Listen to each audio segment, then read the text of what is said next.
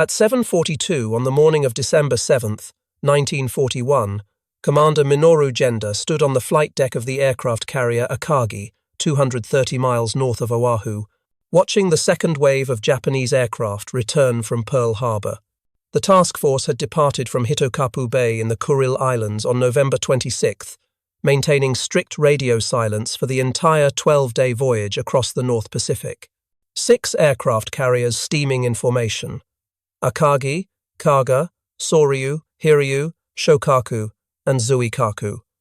2 battleships, 3 cruisers, 9 destroyers, and 8 tankers had accompanied them. The largest carrier strike force ever assembled. The carriers were pitching gently in the Pacific swell. The morning air smelled of aviation fuel, hot metal from recovered aircraft engines, and salt spray. Around Genda, pilots and deck crews were celebrating. Men were embracing each other, shouting, laughing with the relief and euphoria that comes after surviving combat. The tension that had gripped the task force for 12 days had broken.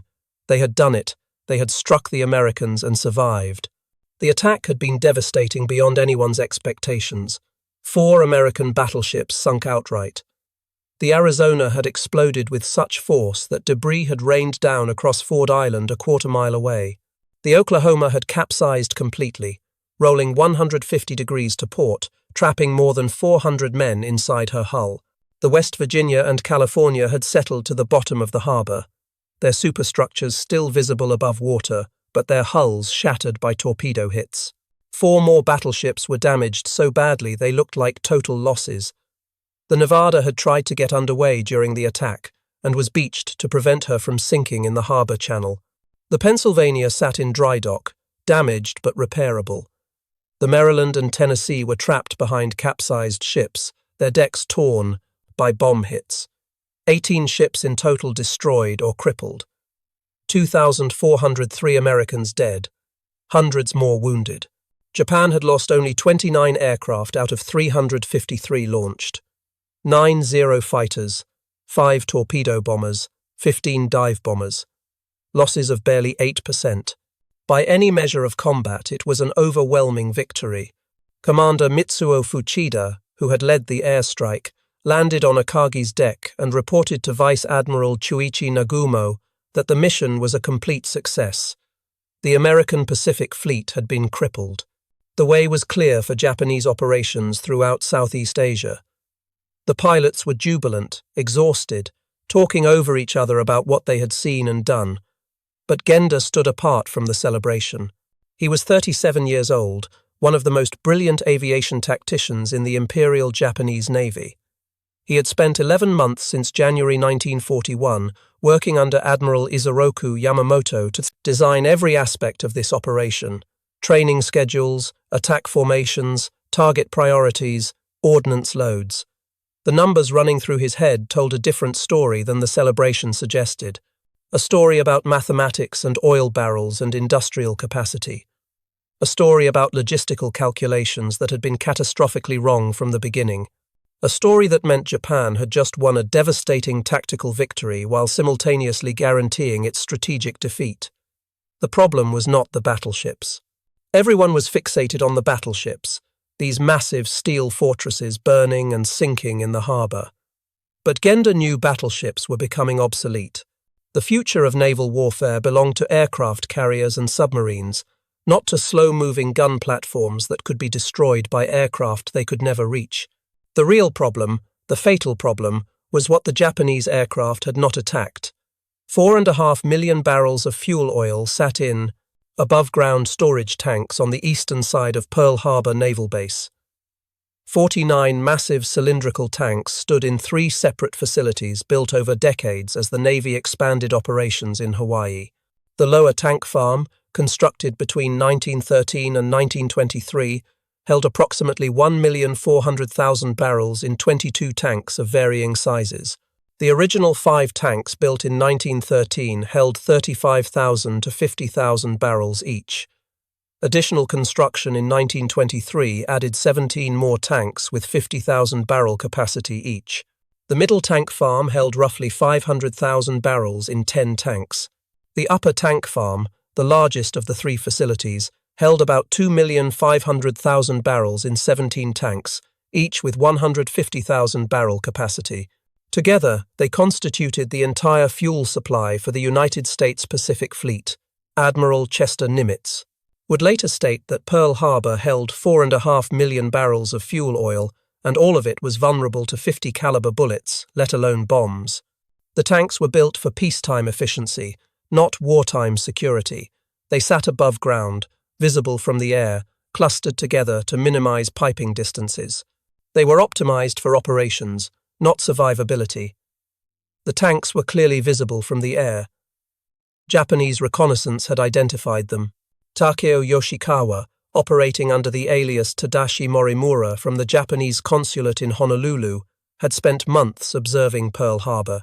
He watched ships come and go, counted aircraft at the naval air stations, noted the locations of dry docks and repair facilities.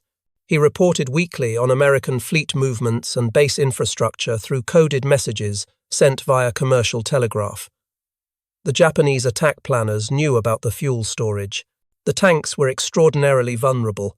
Their walls were made of thin steel, plate designed to hold liquid under atmospheric pressure, not to resist military action. The steel was thick enough to contain fuel oil, nothing more. An armor-piercing bomb, even a smaller 500-pound bomb, would rupture a tank completely. The fuel inside would pour out and ignite. Fuel oil is not as volatile as gasoline. It does not explode spectacularly. But it burns intensely and persistently. A ruptured fuel tank would create a massive fire that would burn for days or even weeks. The heat from one burning tank would be intense enough to rupture adjacent tanks even without direct hits. Fire would spread from tank to tank across the entire farm. Once the first tank was breached and burning, the entire storage complex would be doomed. All 4.5 million barrels would be destroyed. The Pacific Fleet carried approximately 760,000 barrels of fuel in its oilers and ship bunkers combined. That was less than 1/6 of the total stored at Pearl Harbor. In the first 9 days after the attack, the fleet expended approximately 750,000 barrels conducting search operations looking for the Japanese carriers and securing approaches to Hawaii. The fleet had burned through nearly its entire seaborne fuel capacity in just over a week. Without the shore-based storage at Pearl Harbor, the Pacific Fleet would have been completely immobilized. If those tanks had been destroyed, the consequences would have been catastrophic for American naval operations. The United States Pacific Fleet would have been forced to abandon Pearl Harbor as a forward base. Every ship would have had to withdraw to the West Coast, to San Diego, San Francisco, or Seattle, more than 2,000 miles away. From California, American ships would have needed twice as much fuel to reach the Western Pacific war zones. A destroyer that could operate for 10 days in the Philippines when based at Pearl Harbor could only operate for 4 days when based in San Diego, because it would burn most of its fuel just traveling to and from the operational area. The operational range of every American warship would have been cut in half. The ability to conduct sustained operations west of Midway would have been crippled. American interference with Japanese conquests in the Philippines, Malaya, and the Dutch East Indies would have been impossible for at least 12 to 18 months, possibly longer. The United States would have needed years to rebuild storage capacity in Hawaii. 4.5 million barrels of fuel storage cannot be constructed quickly. Each tank required engineering, construction, testing. Support infrastructure had to be built: pumping stations, pipelines, loading facilities, fire suppression systems. The entire logistics chain would have needed reconstruction from scratch, under wartime conditions, while fighting a two-ocean war. But the Japanese aircraft never attacked the oil tanks. Not one bomb was dropped on them. The attack plan did not include the fuel storage facilities as a priority target. Pilots had not been briefed on their importance. No ordnance had been allocated for their destruction. The Japanese bombers and torpedo planes focused exclusively on battleships, big, dramatic targets that looked strategically important but were actually rapidly becoming obsolete. The aircraft carriers, the submarines, the repair facilities, the dry docks, and most critically the fuel storage, all of these truly important targets were either absent that morning or deliberately ignored in favor of sinking battleships. This was not an accident. It was the direct result of fundamental miscalculations about the nature of modern naval warfare made months earlier during the planning phase. Miscalculations about fuel consumption, oil production, tanker capacity, and how long Japan could sustain a war without access to American oil imports. Captain Kamito Kurashima served as senior staff officer to Admiral Yamamoto. Kurashima was known as one of the most intellectually brilliant officers in the Navy. He had an unusual reputation. He sometimes worked naked in his cabin, claiming that clothes distracted him from strategic thinking. He consumed vast quantities of rice and almost nothing else. He could recite from memory the fuel capacity and cruising range of every major warship in both the Japanese and American fleets. In early 1941, Japanese naval planners faced a critical calculation. Could Japan sustain a war against the United States? The answer depended entirely on oil. Japan imported 90% of its petroleum. In peacetime, Japan consumed approximately 32 to 37 million barrels per year for all purposes, military and civilian combined. Most of that oil came from the United States and the Dutch East Indies. The American oil embargo imposed on July 26, 1941, following Japanese occupation of southern French Indochina, had cut off Japan's primary supply source. Britain and the Dutch government in exile immediately followed with their own embargoes. Japan was suddenly cut off from more than 80% of its oil imports. By September 1941, Japan had approximately 50 million barrels in strategic reserves distributed between Navy stocks, Army stocks, and civilian reserves mandated by 1934 legislation. The Imperial Japanese Navy alone was consuming approximately 2,900 barrels per hour during routine peacetime operations. That translated to approximately 69,600 barrels per day, or 25.4 million barrels per year just for the Navy. Add Army consumption and civilian needs, and Japan was burning through its entire 50 million barrel reserve at an alarming rate. Without new sources of oil, Japan would run out of fuel for military operations sometime in 1943. The nation faced two choices: capitulate to American demands, which would require withdrawing from China and abandoning the entire Greater East Asia co-prosperity sphere, or go to war to seize the oil fields of the Dutch East Indies before reserves ran out. The Imperial Japanese Navy chose war. But that choice required answering the fundamental question: could Japan win a war against the United States before running out of fuel? That calculation involved three critical assumptions. Each assumption seemed reasonable. Each was supported by historical precedent, military doctrine, or intelligence analysis. Each proved catastrophically wrong. First assumption: the war would be short.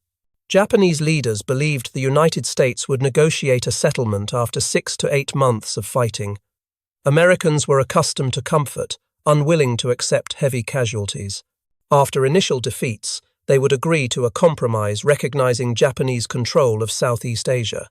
This assumption meant fuel consumption calculations only needed to account for a brief campaign.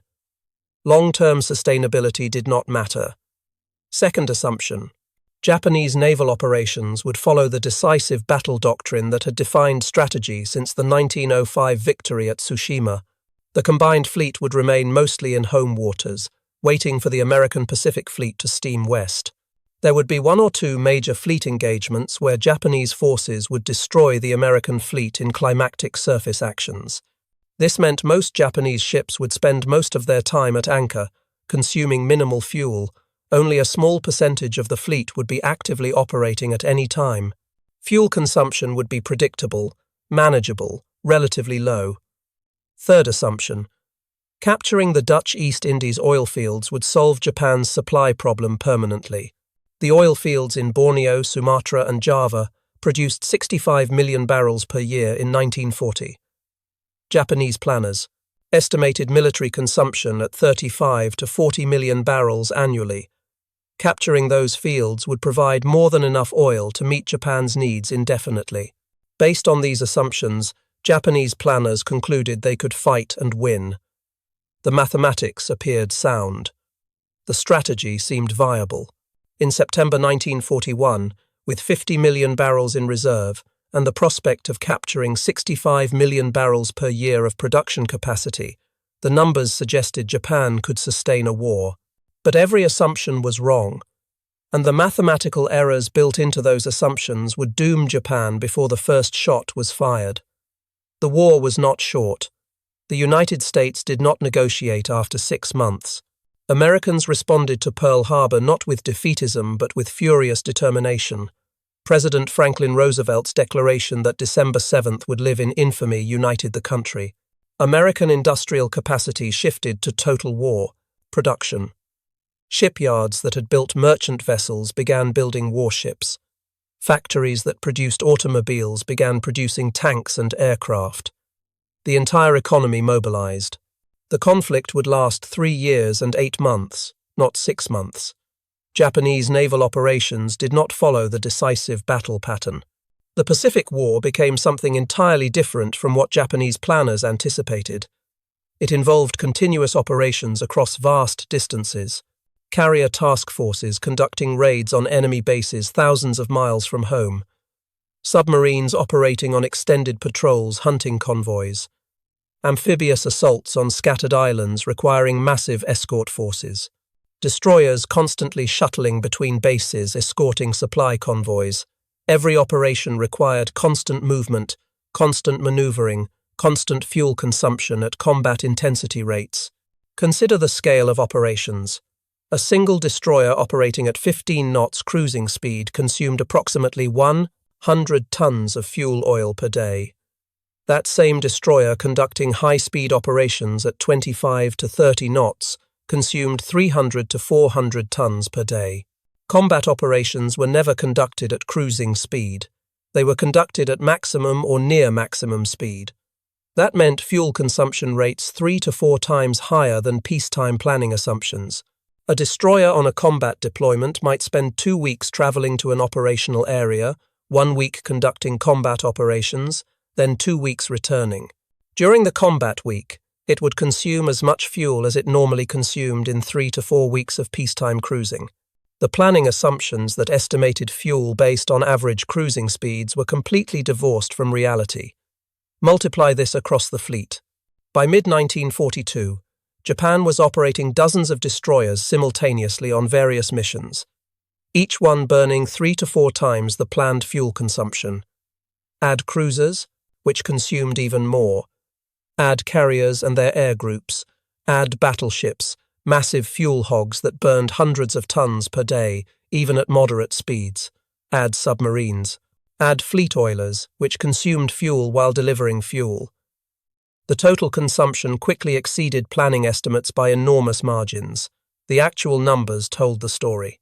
Japanese military consumption in fiscal 1942, which ran from April 1942 through March 1943, totaled 41.79 million barrels. Planning estimates had assumed 35 to 40 million barrels. The actual consumption was at the high end of estimates during a year when major operations were still ramping up. As the war intensified, consumption would only increase. Fiscal 1943 consumption reached 43.99 million barrels. This was during the height of Japanese operations in the Solomons, New Guinea, and the Central Pacific. The assumptions that fuel consumption would be manageable and predictable proved completely wrong. Japan was burning oil at rates that exhausted reserves far faster than anticipated.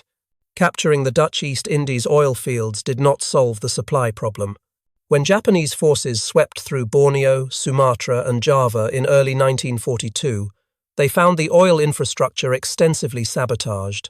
Allied defenders, knowing they could not hold the territory, had systematically destroyed as much production capacity as possible before retreating or surrendering. At Balikpapan in Borneo, one of the richest oil-producing regions in Southeast Asia, Dutch engineers had demolished key facilities before the Japanese arrived. They blew up pumping stations with dynamite. They destroyed storage tanks. They set wells on fire, creating massive blazes that burned for weeks. They dumped concrete down drill holes, rendering wells inoperable. They removed critical components from refinery equipment and threw them into rivers or buried them. They sabotaged electrical systems and damaged pipelines. The sabotage was not complete. Japanese forces moved quickly enough to capture some facilities relatively intact, but overall damage was substantial. Even facilities that appeared intact often had subtle damage. Missing parts, damaged seals, compromised safety systems, equipment that looked functional but would fail under operation. Restoring production required skilled technicians Japan did not have in sufficient numbers. The Netherlands and Britain had developed sophisticated petroleum engineering expertise over decades of operating these fields. Japanese petroleum industry, by comparison, was tiny. Japan's domestic oil production from fields in Akita and Niigata totaled only about 3 million barrels annually. The entire Japanese petroleum engineering sector was perhaps 1/10 the size of what the Dutch and British had deployed in the East Indies. Most Dutch and British petroleum engineers had been evacuated before Japanese forces arrived. Those who remained and were captured were imprisoned rather than put to work. Using enemy nationals to operate critical war industries raised security concerns. Language barriers created complications. Japanese military authorities distrusted the loyalties of captured personnel. Japan had to send petroleum engineers from the home islands to operate the captured fields. But finding qualified people was difficult. Universities had not trained petroleum engineers in large numbers because Japan had virtually no domestic oil industry. Mining engineers could be retrained for some tasks. Chemical engineers understood refinery processes. But the specialized knowledge required to operate tropical oil fields efficiently, to maintain production without damaging reservoirs, to solve problems that arose during operations, that knowledge was scarce. Equipment was even more problematic than personnel. Oil field equipment is specialized, heavy, difficult to transport, and impossible to improvise. Drilling rigs weigh hundreds of tons and require specialized transportation. Refinery components are precisely manufactured and cannot be easily replaced. Pumping equipment must match specific well characteristics. Pipelines must be properly sized and routed. Storage tanks must meet capacity requirements. Japan needed to ship replacement equipment from the home islands, but Japanese merchant shipping was already stretched thin. The same ships that needed to carry oil from the captured fields to Japan also needed to carry equipment to those fields. Ships traveling south carried drilling equipment, refinery components, pumping machinery. Ships traveling north carried crude oil and refined products. But there were never enough ships to do both adequately. Moreover, merchant ships were increasingly targeted by American submarines. Every ship sunk carrying equipment south meant production in the oil fields could not be restored. Every ship sunk carrying oil north meant less fuel reached Japan. The submarines created a perfect trap. Japan needed equipment to restore production and ships to transport oil. But the same submarine campaign that sunk oil tankers also sunk the equipment vessels needed to restore production capacity. Production in the captured territories struggled to reach pre-war levels. In 1940, before the Japanese invasion, the Dutch East Indies produced 65 million barrels. In 1942, after Japanese occupation, production reached only 25.9 million barrels. That was less than 40% of pre-war production, achieved despite major efforts to restore facilities. The shortfall of nearly 40 million barrels represented oil that did not exist, that could not be captured, that could not help Japan win the war. Japanese planners had assumed they would quickly restore full production. They assumed 65 million barrels per year would be available. They based the entire war strategy on that assumption. But actual production was less than half that level. In 1943, production improved to 49.6 million barrels as restoration efforts continued and more facilities came back online. That was 76% of pre-war levels, a significant achievement. But by then, the tanker shortage had become critical. The oil fields were producing, but the oil could not reach Japan. This was the third catastrophic error in Japanese planning. Japanese strategists had not adequately calculated how much shipping capacity would be required to transport oil from Southeast Asia to Japan, and more critically, how vulnerable that shipping would be to American submarine warfare. The geography of the problem was unforgiving. The distance from Borneo to Japan is approximately 2,000 nautical miles. From Sumatra, it is even farther. A typical Japanese tanker in 1941 had a cargo capacity of about 10,000 tons deadweight, which translated to roughly 75,000 barrels of oil, at a cruising speed of 11 to 12 knots, which was economical for tanker operations. The round trip from Borneo to Japan took approximately 4 weeks, including loading and unloading time. That meant a single tanker could theoretically make about 13 trips per year, delivering approximately 975,000 barrels annually if it operated continuously without losses or major delays. To transport 49 million barrels, the amount produced in captured territories in 1943, Japan needed approximately 50 tankers in continuous operation, dedicated solely to oil shipments from the Dutch East Indies.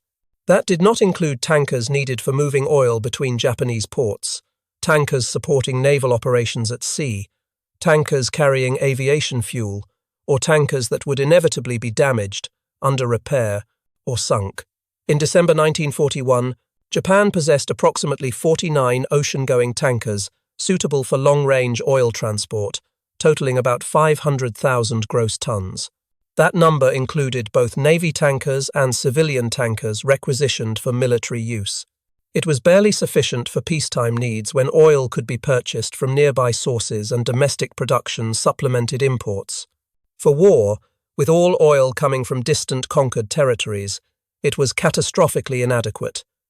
Building new tankers required shipyard capacity and construction time. A tanker took approximately 8 to 10 months to build from keel laying to delivery, but Japanese shipyards were already operating at maximum capacity building warships. Every month, shipyards were launching destroyers, submarines, cruisers, aircraft carriers. The Navy General Staff and the government prioritized combat vessels over support vessels. Tankers were unglamorous. They did not sink enemy ships. They did not win battles. They just carried oil. The priority always went to warships. Between December 1941 and December 1943, Japanese shipyards focused on warship construction. Some tankers were built, but not nearly enough to replace losses. Meanwhile, American submarines were systematically destroying Japan's tanker fleet in what became one of the most successful submarine campaigns in naval history. American submarines operated under a doctrine specifically targeting Japanese logistics. Tankers were priority targets. Every tanker sunk represented thousands of barrels of oil that would never reach Japan. Submarines lurked along tanker routes between the Dutch East Indies and Japan. They waited near choke points. Luzon Strait between the Philippines and Formosa became known as a submarine killing ground. Tankers had to pass through to reach Japan from the south. Submarines waited there in ambush. The impact was devastating. Every tanker sunk meant less oil transported, but the effects cascaded beyond simple tonnage losses. Each tanker lost meant remaining tankers had to make more trips to transport the same amount of oil. More trips meant more time at sea. More time at sea meant more exposure to submarine attack. It created a death spiral where each loss made the remaining tankers more vulnerable. Furthermore, tanker crews became increasingly demoralized as losses mounted. Sailing on a tanker became one of the most dangerous jobs in the Japanese merchant marine. Tankers were slow, poorly armed, often sailed with inadequate escorts because destroyers were needed elsewhere. Crews knew they were priority targets. The psychological toll affected operations even when tankers survived their voyages. Tanker captains began taking circuitous routes to avoid known submarine operating areas. Routes that should have taken 4 weeks began taking 5 or 6 weeks as captains zigzagged, hugged coastlines, waited in protected anchorages for escorts. Longer voyages meant fewer trips per year. Fewer trips meant less oil transported even by surviving tankers, the submarine threat reduced effective tanker capacity even beyond actual sinkings. By late 1942, the tanker shortage had become critical.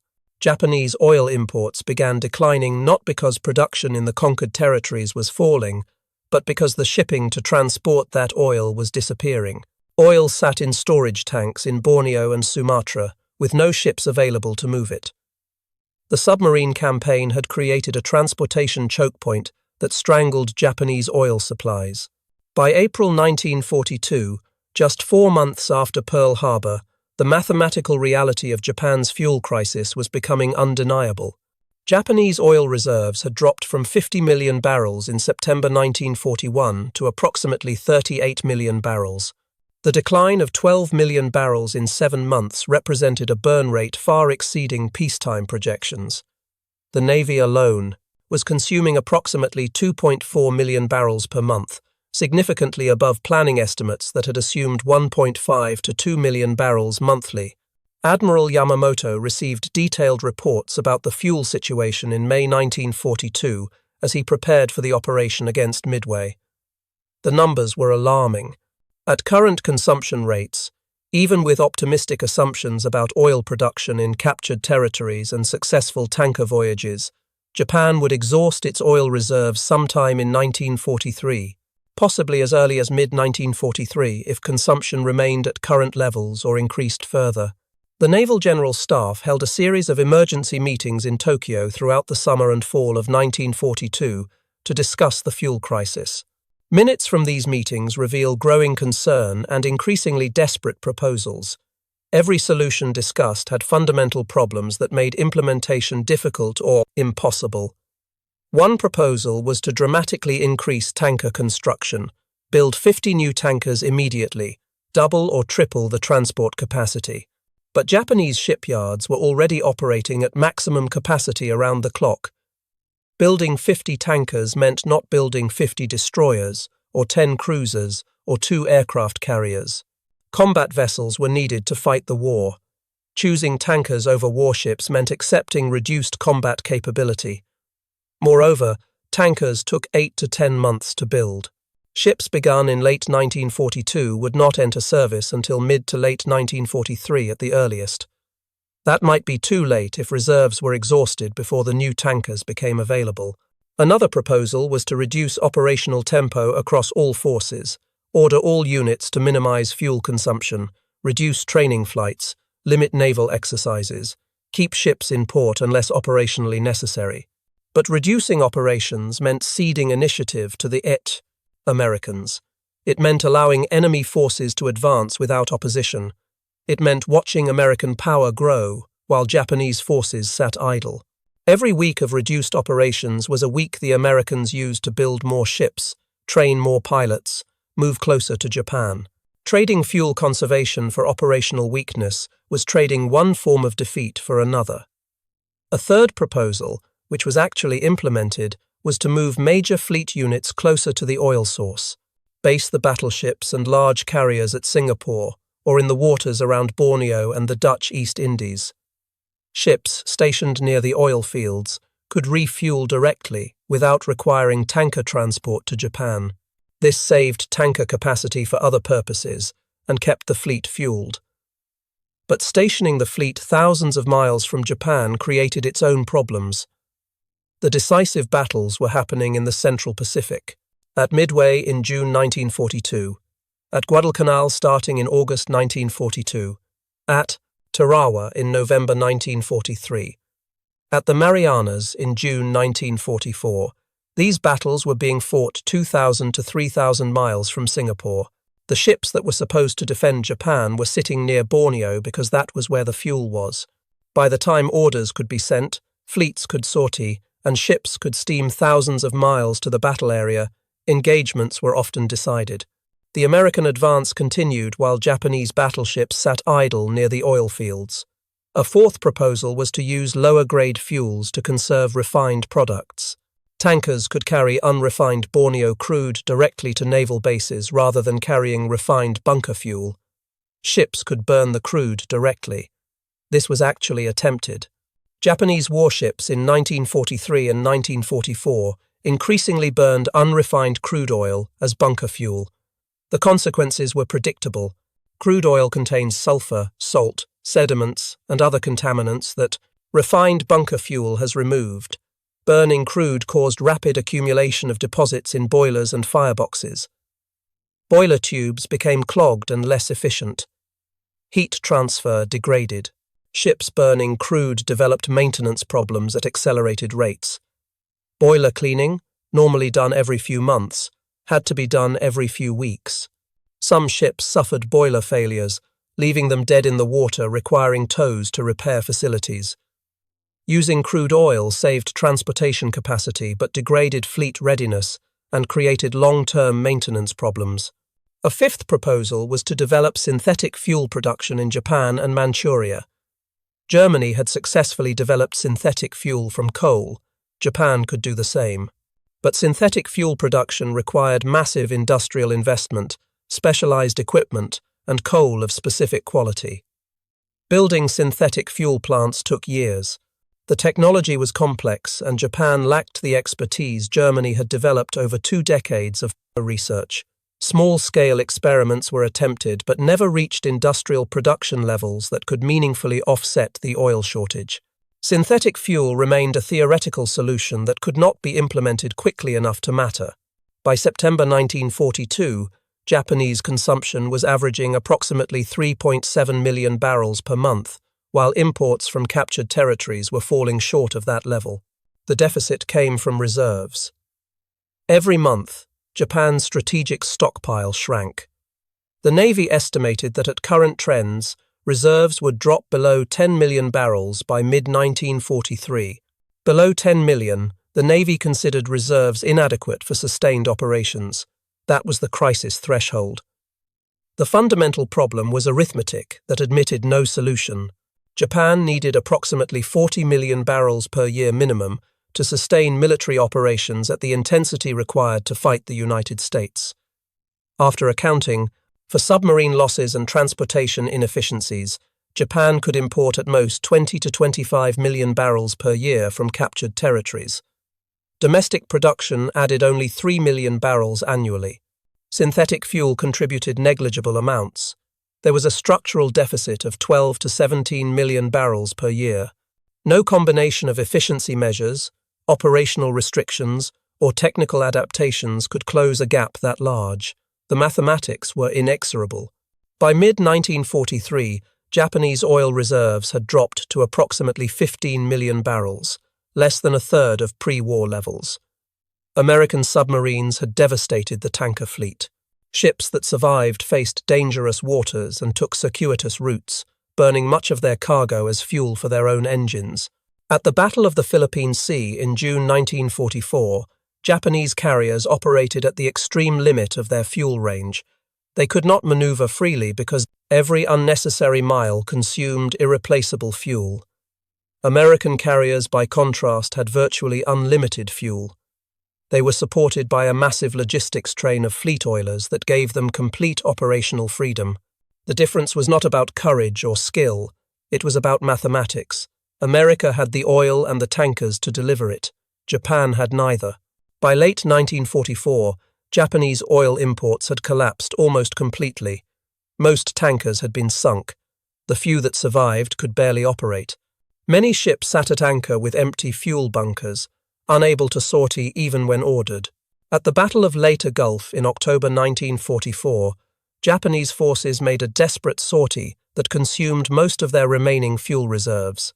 The operation was not designed as a one-way mission, but severe fuel shortages meant ships could barely return to port afterward. The fleet was effectively immobilized by fuel exhaustion. In April 1945, the battleship Yamato made her final sortie to Okinawa. Operation Tengo was explicitly designed as a suicide mission. Orders called for minimal fuel, just enough to reach Okinawa, where the ship would beach itself and fight as a stationary gun platform.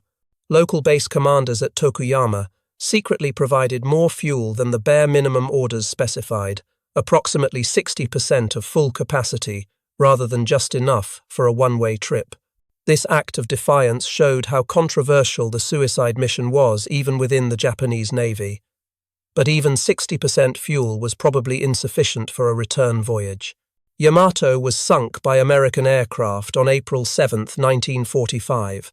By August 1945, when Japan surrendered, oil reserves were effectively exhausted. The combined fleet was immobilized.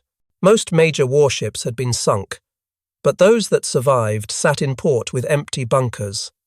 The oil fields in the Dutch East Indies were still producing, but the oil sat in storage tanks in Borneo because there were no tankers left to transport it.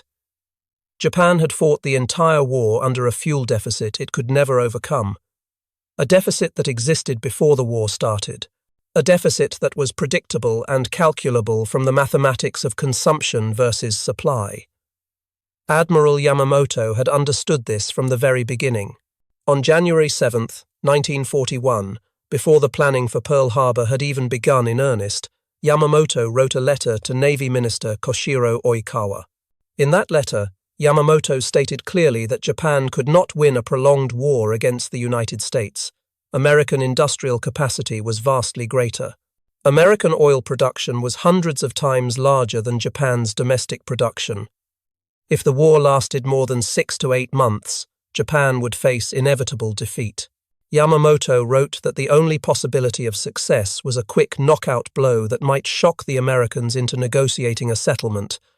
But even that possibility was remote, because Americans historically did not surrender after initial defeats. They became more determined, not less. Yamamoto never believed Pearl Harbor would actually achieve a decisive strategic result. He knew the mathematics did not support a Japanese victory. But Yamamoto was trapped by the same institutional pressures that shaped all Japanese planning. He could express doubts in private letters. He could make pessimistic predictions in conversations with trusted colleagues. But he could not publicly refuse to plan the operation. That would have been seen as insubordination, as disloyalty, as undermining national unity. His career would have been destroyed, and someone else would have been appointed to design the attack. So Yamamoto planned Pearl Harbor to the best of his ability, knowing it would probably fail strategically, hoping desperately that somehow the Americans would react differently than history suggested. On the morning of December 7th, when Commander Genda stood on Akagi's deck watching the second wave return, he understood all of this. He knew the fuel tanks had not been attacked. He knew they should have been attacked. He knew that leaving them intact was a tactical error that cost Japan months of operational advantage. But Genda also knew something else. Even if the fuel tanks had been destroyed, even if Pearl Harbor had been rendered completely useless, even if the American Pacific Fleet had been forced to withdraw to California, the mathematics still did not work. Japan still did not have enough oil to win. Fuel consumption rates were still too high. Tanker capacity was still too low. Captured oil fields could not produce enough to meet demand. Destroying Pearl Harbor's fuel tanks would have delayed American offensive operations by perhaps 6 to 12 months, but it would not have changed the outcome. The outcome was determined by mathematics that existed before the first bomb fell.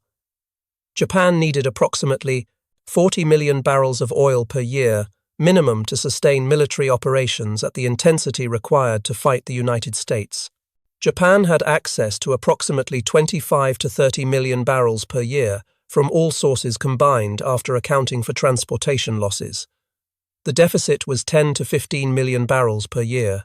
No amount of tactical brilliance, fighting spirit, or superior training could overcome a deficit of 10 to 15 million barrels per year.